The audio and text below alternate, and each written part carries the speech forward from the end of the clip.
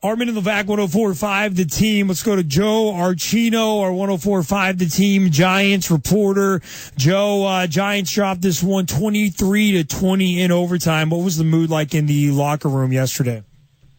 Yeah, I mean, I really think it was one of the most desolate scenes I've really seen after the game. To be honest, it was really a ghost town. Got to talk to Odell, got to talk to the regulars, but you could just kind of tell, that this is a team, and they kind of understand. Their season's been defined by missed opportunities. That's really the message that I got from everybody.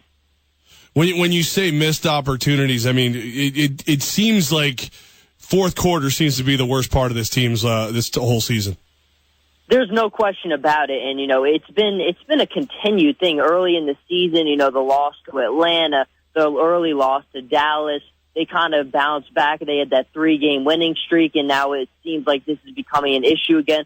I mean, Justin Pugh, he kind of hit the nail on the head, I felt. He kind of said, look, I can only say it so many times. You've got to go out there and execute, and I think everybody's just kind of tired of saying it, but at the same time, they just can't seem to find a way to finish. Coughlin has stressed it. The players have stressed it. But there's just no answer, and they just have not found anything. Joe Archino is our 104.5 The Team Giants locker room reporter. Joe, when you're around the team after that game yesterday, does it feel like Tom Coughlin is a dead man walking?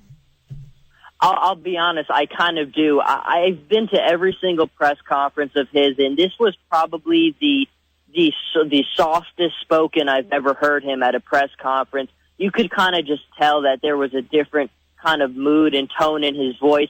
As soon as I left his press conference, I went right to the Giants locker room and actually saw Mr. Mara walking out of there, and he didn't look very happy. I just think you kind of look at the way everything has gone, how last season ended. I think it's very difficult to imagine that if things keep going the way that they are, that he'll be back as the Giants head coach next season. Can you imagine being Mara where you got to yell at a 69-year-old man?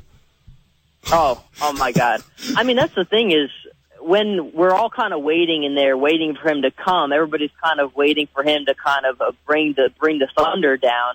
But yesterday was just you could just kind of tell that he was just kind of torn down, worn down. It's been a really tough year. Yeah, he's worn out. He's exhausted. So is the fan base. Makes sense. Joe Archino, our Giants insider, was at the game yesterday. Joe, what was the reaction like in the press box, in the crowd, on 4th and 2 with 8 minutes to go in the fourth quarter, and the Giants go for it from the 2-yard line? What was the thought? What was the feeling there right when it was happening? Was there a feeling of what is he doing? I think absolutely. I think a lot of people around, they actually moved me a little bit closer to the 50 for this game, so I had a little bit of a better view, and I was around some of the other people from ESPN, and I think everybody kind of had the same thought is, why are they going for this year? This isn't the best situation to do this. And, I mean, Coughlin said in his press conference he still thought it was the right play to make, but again, it's those not being able to finish, missed opportunities. That's kind of a play that epitomizes what we've seen from the Giants this season. Look at Joe Archino getting the VIP 50-yard line seats now up in the press box, man. You've been sucking up to the part of the team. We knew him when. That's right. Yeah, because he's part of the team, right? Yeah. Just don't mention Levac. You'll be fine. Whatever happens. Okay. Actually, can you block? Because they might need you to play offensive line.